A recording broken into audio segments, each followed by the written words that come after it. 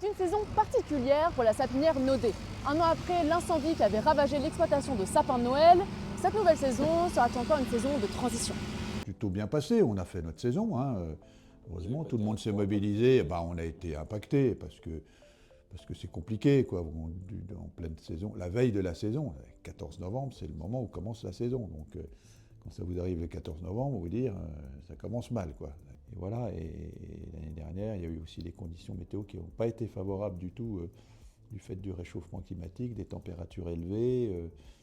Et ça a aussi été un phénomène qui a causé du tort aux producteurs de sapins de Noël, nous, mais aussi tout le monde. Il y a eu des conditions l'année dernière qui n'étaient pas favorables au marché. Cette année, ce n'est pas le cas. Cette année, on a des conditions très pluvieuses, froides, on a eu de la neige. Enfin, cette année, on a tout eu. Mais par contre, on sait qu'on n'a pas ce bâtiment, donc on n'est pas surpris. On le fait avec. Donc, on sait que c'est une année de transition et que l'année prochaine, par contre, on sera mieux équipé.